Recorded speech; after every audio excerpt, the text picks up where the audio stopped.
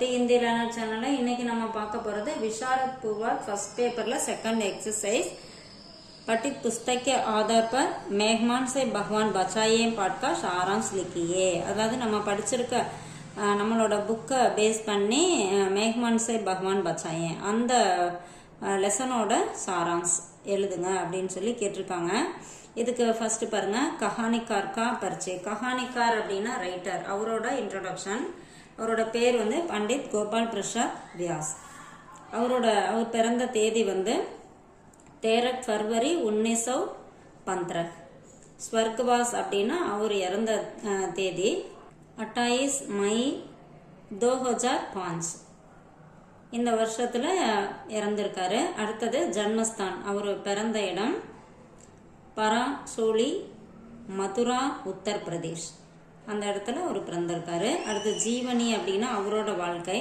शागिर्दी शिक्षा प्राप्त करने के बाद पंडित गोपाल प्रसाद व्यास दिल्ली के दैनिक हिंदुस्तान के संपादकीय विभाग में कार्य किए அதாவது இவர் வந்து இலக்கியம் படிச்சு முடிச்சதுக்கு அப்புறம் டெல்லியில வந்து அதாவது இந்த ஹிந்துஸ்தான் அப்படிங்கிற டெய்லி பத்திரிகையில வந்து எடிட்டரா வேலை செஞ்சாரு அடுத்தது சாகித்யிக் परिचय இலக்கியத்துல அவரோட इंट्रोडक्शन என்ன அப்படினு கொடுத்தாங்க जीवनी कविता निबंध लेखन के साथ उन्होंने व्यंग्य लेखन में अपना नाम सार्थक बनाया है அதாவது இவர் வந்து ஜீவனி அப்படினா வாழ்க்கை வரலாறு அப்புறம் கவிதை நிபந்த் அப்படினா கட்டுரை இதெல்லாம் எழுதுறதோட இல்லாம இவர் व्यंग्य लेखन அப்படினா நகைச்சுவை துறையில இவர் வந்து ரொம்ப பிரபலமானவரா இருந்திருக்காரு அப்படின்னு சொல்றாங்க அடுத்து ரச்சனாயன அவரோட படைப்புகள் அனாரி ந அஜி சுனோ சலே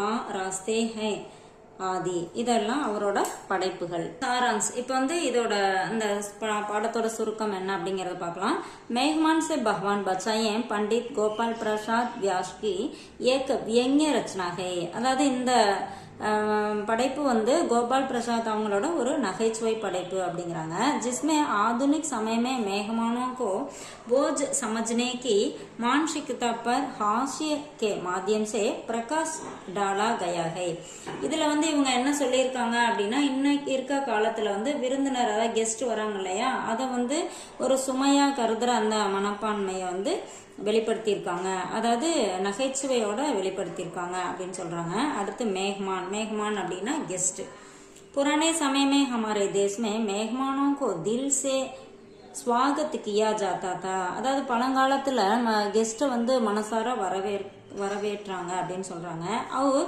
उनकी हर इच्छा पूरी की जाती थी அவங்களோட ஒவ்வொரு விருப்பமும் எல்லா விருப்பம் அவங்க எது சொன்னாலும் அதை வந்து நிறைவேற்றினாங்க लेकिन आज के समय में मेहमान की चिट्ठी आते ही लोग परेशान हो जाते हैं ஆனா இன்னைக்கு வந்து பாத்தீங்கன்னா மக்கள் அவங்க வந்து நாங்க வரோம் அப்படிங்கிற அந்த லெட்டர் வந்தோடனே அவங்க வீட்டுல வந்து எல்லாரும் பரபரப்பா ஆயிடுறாங்க அப்படிங்கிறாங்க लेखक को भी मेहमान के आने की सूचना एक चिट्ठी के माध्यम से मिली थी இந்த எழுத்தாளர் இருக்காரு அவருக்கும் வந்து ஒரு லெட்டர் வருது கெஸ்ட் கிட்ட இருந்து நாங்க வரோம் அப்படிங்கிற ஒரு லெட்டர் வருது मेहमान को चिट्ठी அதாவது கெஸ்ட்டுக்கு இவர் போடுற லெட்டர் लेखक ने तुरंत चिट्ठी लिखी कि दिल्ली का मौसम खराब है அவர் உடனே ஒரு ரிப்ளை லெட்டர் போடுறாரு டெல்லியில வந்து கிளைமேட்லாம் சரியில்லை அப்படின்ட்டு சேச்சக் ஒரு ஹைஜா ஃபைலா है அதாவது இந்த தொற்று நோய்கள் எல்லாம் பரவிட்டு இருக்கு ரயில் யாத்ராமே கட்டினாயி है அதாவது நீங்க டிராவல் பண்றதுமே ரொம்ப கஷ்டம்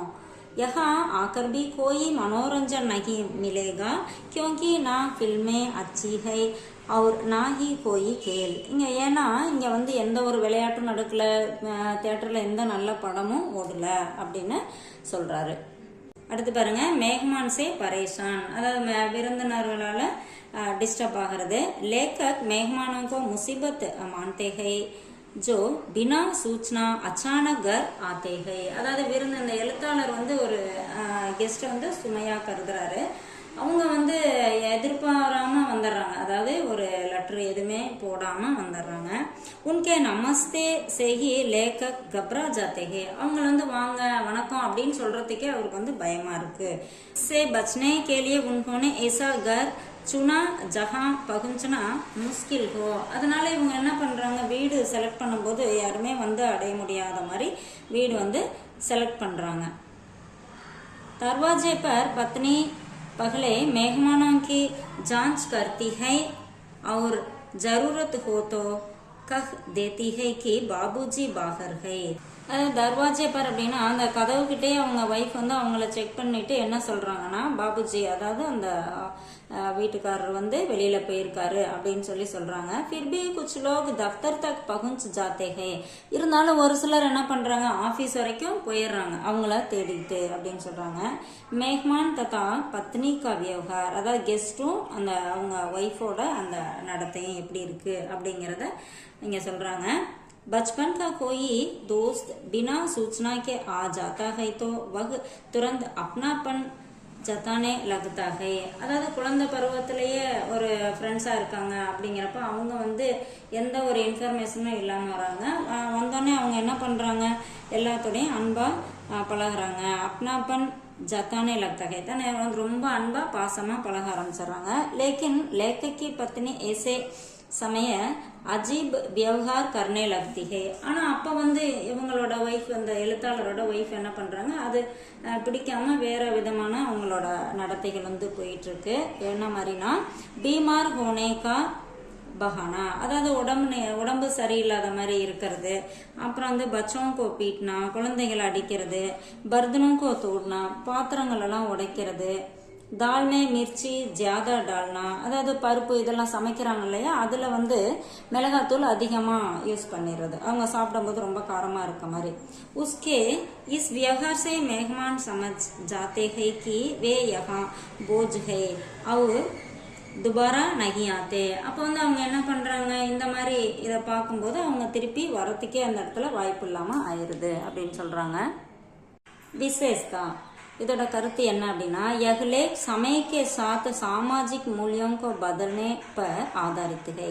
இந்த கட்டுரை வந்து எதை சொல்லுது அப்படின்னா, நம்ம வந்து காலத்திற்கு ஏற்ற மாதிரி அதோட மதிப்பு எல்லாமே வந்து சமுதாயத்துல வந்து மாறிட்டு இருக்கு அப்படிங்கிறத பேஸ் பண்ணி இங்க சொல்லியிருக்காங்க. कथा वस्तु भारत में पहले अतिथियों को भगवान माना जाता था, परंतु अब कुछ स्वार्थी लोग उन्हें बोझ माने लगे हैं. அதாவது இந்தியாவில் வந்து முன்னாடிலாம் கெஸ்ட் வந்தாங்க அப்படின்னா அவங்கள கடவுள் மாதிரி நினைச்சிட்டு இருந்தாங்க. ஆனா இப்போ வந்து செல்ஃபிஷான மக்கள் வந்து அதை ஒரு சுமையா நினைக்கிறாங்க. इस तथ्य को प्रस्तुत कर लेखक ने अपने व्यंग्यात्मक उद्देश्य को ஸ்பஷ்ட் கியா ஹை. இந்த கருத்தை வந்து அடிப்படையா வச்சு இந்த எழுத்தாளர் ஒன்று என்ன பண்றாரு, அதை நல்லா தெளிவா விளக்கி சொல்லியிருக்காரு. அதை வந்து நகைச்சுவை உணர்வோட சொல்லியிருக்காரு அப்படின்னு சொல்றாங்க. உத்தேசிய அப்படின்னா நோக்கம், அவர் எதை நோக்கமா வச்சு இதை கொடுத்திருக்காரு, இதை எழுதியிருக்காரு அப்படின்னா, லேக்கா உத்தேசிய மேகமானோம் கே பிரதி ஆஜ் கே ஸ்வார்தி திருஷ்டிகோன்கோ உஜாகர் கர்னாதா. அதாவது இன்னைக்கு வந்து மக்களோட மனப்பாங்கு எப்படி இருக்கு, அதாவது கெஸ்ட் வந்தாங்கன்னா அவங்கள்ட்ட எப்படி நடந்துக்கிறாங்க, அவங்களோட மனப்பான்மை எப்படி இருக்கு அப்படிங்கிறத வெளிக்கொண்டு வருது. அவர் இஸ் உத்தேசியமே சஃபல் ரகே, இதுல அவரு வெற்றியும் அடைஞ்சிருக்கார் அப்படின்னு சொல்றாங்க. அடுத்தது பாஷா அவர் சைலி, லாங்குவேஜும் அதை சொல்லியிருக்க விதமும்.